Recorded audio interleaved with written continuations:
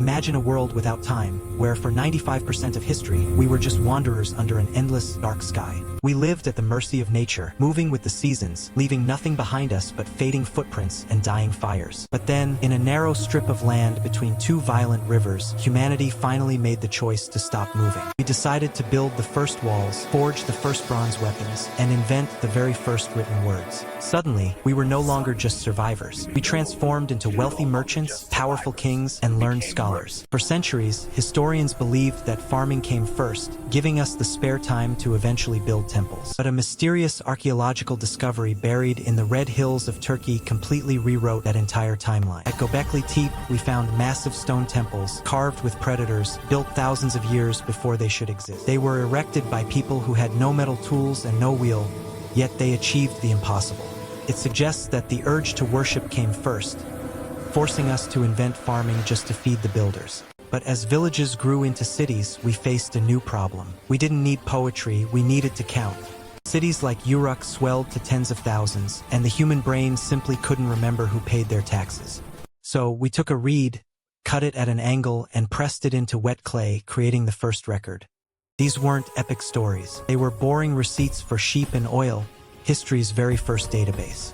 But this mundane invention meant that, for the first time, human knowledge could survive the death of the thinker.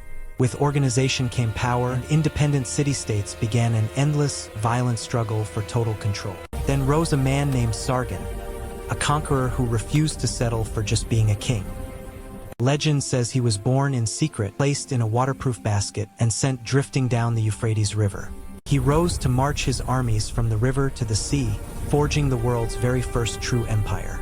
He realized that an empire needs more than swords. It needs standardized weights, measures, and strict laws. But empires are fragile things. A massive, centuries-long drought eventually turned his superpower into... The Sumerians didn't just build empires. They turned warfare into a disciplined, terrifying machine.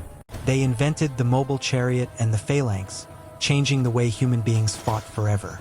They developed siege engines designed to smash through the very walls that were built to protect them.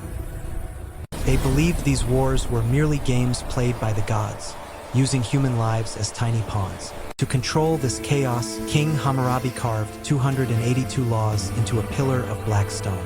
He gave us the brutal concept of an eye for an eye, a system of calculating justice. But the law wasn't equal. The punishment depended entirely on whether you were a nobleman or a slave. It was a system ruled by fear, where a doctor could lose his hand for a simple mistake. Yet, it was revolutionary. For the first time, the law was public, visible for every citizen to see. But life wasn't all serious. Meet Ea-Nasir, a man remembered as history's worst copper merchant. We found a room in his house filled with clay tablets that were essentially ancient hate mail. It is a comforting reminder that 4,000 years later, people still love to yell at the manager. But despite their laws and cities, their greatest fear was always the water, unpredictable and deadly. This anxiety birthed the Epic of Gilgamesh, the story of a king terrified of his own mortality.